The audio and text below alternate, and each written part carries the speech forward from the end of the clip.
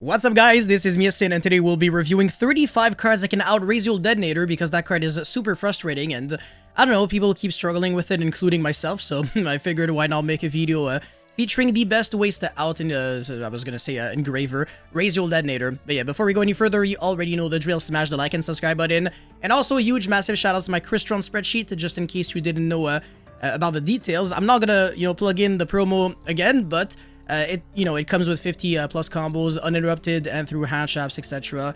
And it's really nice if you are trying to master the CRYSTRON deck. All the specs of the spreadsheet as well as the steps to buy it are at the very top of the description box below. And with that being said, let's get right into it.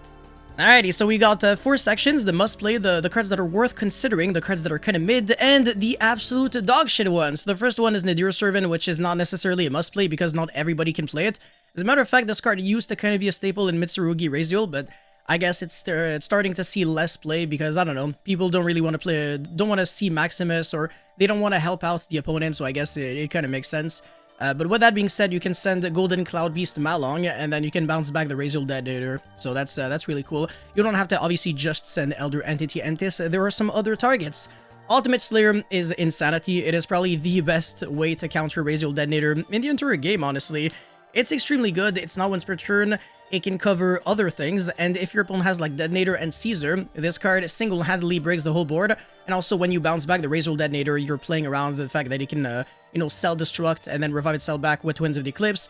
You are playing around a bunch of things. You're also making it so that even if it gets hit by Solemn Judgment, at the very least you're still sending the Merologic Aggregator for cost. So this card trades very well into boards, and again, the more copies of Ultimate Slayer you draw, usually the better it gets, depending on how your extra deck is. And obviously, like I said, you can play some fusion monsters, some link monsters, etc. So it's not just like a garbage card in your side deck.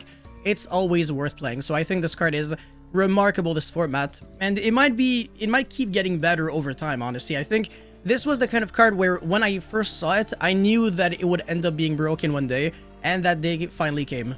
Change of Heart is either at the very bottom of worth considering and top of mid, just because even when your opponent has like some other cards on the field, you can go Change of Heart, steal the another monster, and then the Detonator kind of has to destroy the monster that you're trying to steal. So not only are you destroying a monster, but you're also making Detonator lose a material, which is not too bad. But if you're trying to steal the Ryzeal Detonator itself, it's not the best, unfortunately. So I guess that's kind of my issue with it, but at the very least, it doesn't really have any real drawbacks, whereas Mind Control, for example, that card is strictly worse than Change of Heart. That kind of makes sense. Rise Fusion is super interesting. If you're playing like a trap-heavy deck, this card might not be too bad. And I actually kind of wanted to make a video on this card before, but I guess I was kind of late, so my bad. But yeah, obviously if you play Red Eyes Black Dragon and Dark Magician, so maybe if you play like a Primate deck, this could make even more sense for you. You send both, and then you make Dragoon, and then you can go Dragoon effect, destroy, and then your opponent will go, Ryzeal Detonator, protect, and then you can go, Dragoon effect again, destroy the Detonator, and then inflict 3000 damage, and then you can, like, attack over something, whatever. And then you can also negate the Twins of the Eclipse effect in the graveyard, and then I don't think it's gonna gain 1000 attack because it didn't destroy a card, but whatever, you get the point. Yeah, I think this card is really cool, and it's really hard to out as well. Bestial Jwizzworm, I actually think this is kind of a must-play because it's not just a hand trap, it's also a board breaker. And this one, obviously, if you play Jwizzworm, then naturally you're also playing Magnamut because Magnamut is the better Bestial to draw, like literally 99% of the time, because Magnamut leads to Jwizzworm, unless it's like a card that you're using on your own turn, in which case I guess you can actually say it's a little worse. But yeah, this card is insane. You can banish Twins of the Eclipse, you can banish the Merologic Aggregator when your opponent tries to use Detonator to like attach it back. And also, it's really good against the Fiendsmith Engine. It's just an overall really good card, and it's gonna get even better with the Blue Eye Structure deck coming out next week, actually. So yeah, Bestials are insane. As a matter of fact, you can even argue that they might be even more generic than Ultimate Slayer, but this card is less efficient at dealing with Ryzeal Detonator, therefore I'm actually gonna have to put it there. Sphere Mode is actually just bad, because the Ryzeal Fiendsmith deck, it doesn't really end on like too many monsters on the field, so usually this card doesn't really do anything. Imperm is a card that you gotta play it, but it's not like the ultimate out to Ryzeal Detonator. But sometimes it can be good. You Imperm the Duo Drive, and then you Imperm the Detonator, and then Detonator can't really self-destruct because the Duo Drive is still on the field, so there's not enough rank force for Twins of the Eclipse to revive the Detonator back. So this card is actually not too bad. Like I said, it's a hand trap and a board breaker at the same time. It's a really good 6-card top deck. I will absolutely take it. And it's a card that has to be in your deck anyway, so obviously it's a must play, that makes sense. anything, that's even more of a must-play than anything else, but again, it is not that great at dealing with Detonator and everything else that you're doing, whereas I think the Bestials, especially Drua's Worm, is the one that gives you the highest likelihood of beating Detonator and the Fiendsmith Engine at the same time, whereas this is just like a fair one-for-one trade, and sometimes even worse than a one-for-one trade, unfortunately. Swords of Concealing Light is absolutely horrendous because it just gets destroyed by Ryzeal Detonator, so yeah, this is just the worst version of Book of Eclipse. And speaking of the books, we have actually 3 books right here, if I can find... Yeah, there we go. I am literally blind. Book of Moon is fine. Maybe at the very bottom, maybe there, but it's also good going first. So that's the reason why I kind of like it. Book of Eclipse is much better going second, because this time, like, your opponent has Caesar and Ryzeal Detonator, you activate Book of Eclipse, your opponent has to, like, self-destruct, and then, you know, like, the Caesar still gets flipped face down, and then the Detonator comes back with 2 materials, so, you know, that's fine, but your opponent still loses 4 interruptions, because he loses 2 pops off of the Detonator, and then obviously, you know, he can either, like, use 1 pop, or, well, 1 pop with the field spell negate, or 2 pops and no field spell negate, and then the Caesar is out of the picture, so that's really cool. Whereas Book of Moon, it doesn't really do all that much, but again, if you're going first, Book of Moon can be a great card for you. Book of Lunar Eclipse is also, like, really awkward. It depends on the deck that you're playing. I think this card is worse, but this card, if it read, like, target up to 2 monsters your opponent controls, change them face down, would have been really good, but unfortunately, it has to target exactly 2 monsters. So unfortunately, it's not flexible enough, meaning that I can't really put it any higher, and also you gotta discard a card, and other than CRYSTRON, I can't really think of, like, too many decks that are actively trying to discard cards.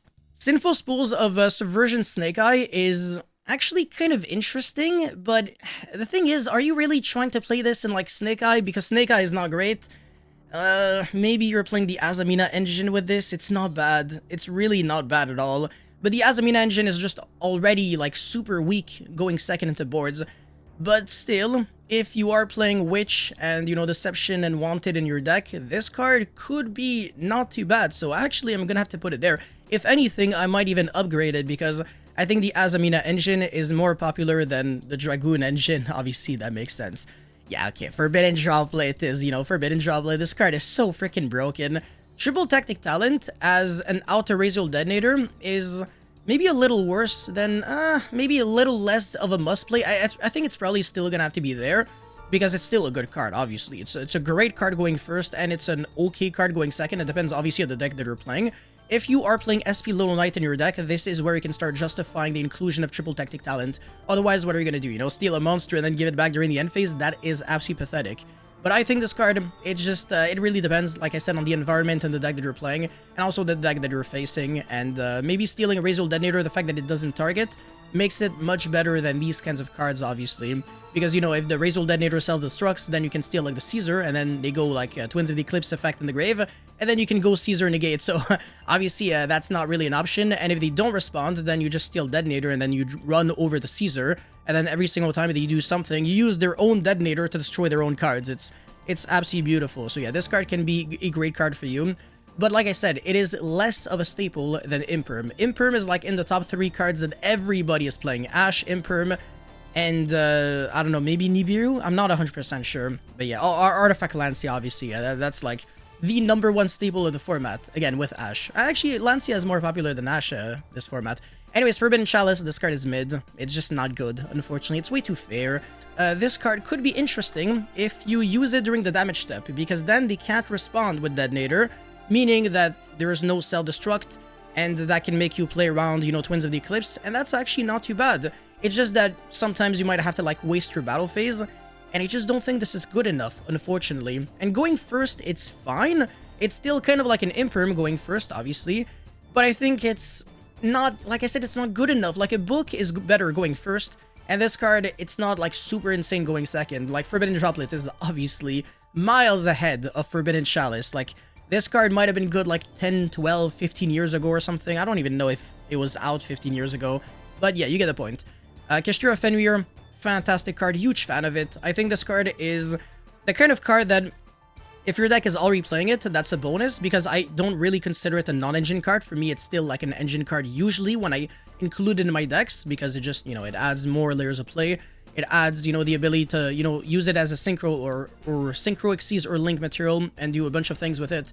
So So yeah, huge fan of Kashtira Fenrir. Like I said, both good going first and second.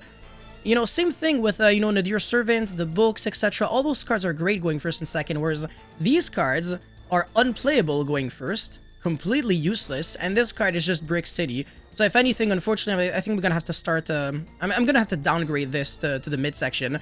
But I still think it's not a bad card. Like, mid, like I said, doesn't mean garbage.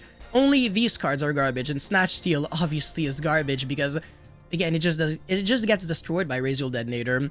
Super Polymerization is really weird. It's still a card that is worth considering because the card is still, you know, Super Poly is Super Poly at the end of the day. It's always going to be a card that could be scary, and you could fuse like Fiendsmith DS-E-Ray and Ryzeal Detonator for 2 light monsters, and then you make Mud Dragon, and then they can't target your Mud Dragon, so, you know, that's cool. Is that all you're doing with a card? I mean, that just doesn't feel good enough. So, I don't know. I feel like there's a better usage of Super Poly. Again, if Elder Entity Norden was a thing, this card would have been the nuts, because then you just fuse like Caesar and Detonator, and that's pretty good. On the bright side, Super Poly is actually good when you're going first, so maybe it's actually gonna have to get a little bit of an upgrade. Black Goat Laughs is such an interesting one. It's not super generic, unfortunately, but I do like this card in the White Force deck. So one thing that you can do is you can play Foolish Barrel Goods if you want to, or you can just max this card out of 3, and what you do is, let's just say you have the LZ and Black Goat Laughs, you go LZ effect, pitch the Black Goat Laughs for cost, and then, you know, still on the effect of your own LZ, you chain the Black Goat Laughs, you call Ryzeal Detonator, and then even if they have the Twins of the Eclipse and infinite materials under the Ryzeal Detonator, it's not gonna matter. Like, the player itself cannot activate the effect of Ryzeal Detonator, so there's really just no workaround. This card is remarkable. Really big fan of how flexible it is.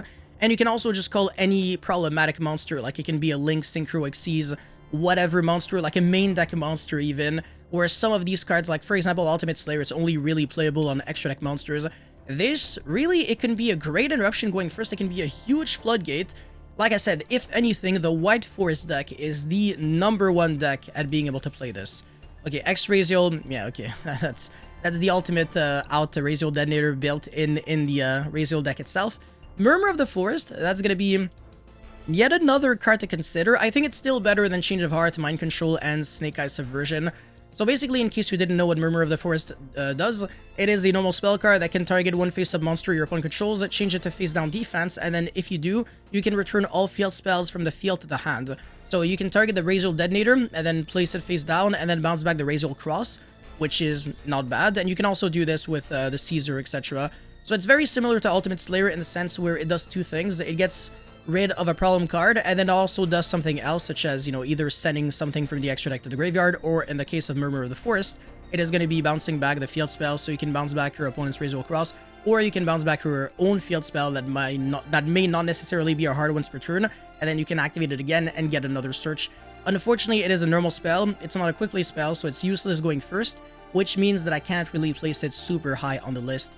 Herald of the Abyss kind of has the exact same issue, and it's actually quite similar to Black Goat Laughs in the sense where if you use Herald of the Abyss and you call, like, let's say Light Pyro, your opponent cannot use the effect of Ryzeal Detonator for the rest of the turn. I think that's how it works. I kind of forgot, but I think it's a pretty good card. Dark Ruler No More is actually a really good card, honestly, no cap. Depending on the deck that you're playing, obviously, because if you're playing like Ryzeal itself, maybe it's not ideal, but yeah, if your deck doesn't lose to like lingering stuff like Abyss Dweller, you can go for a board breaker approach, and it may be even more efficient than a hand trap approach.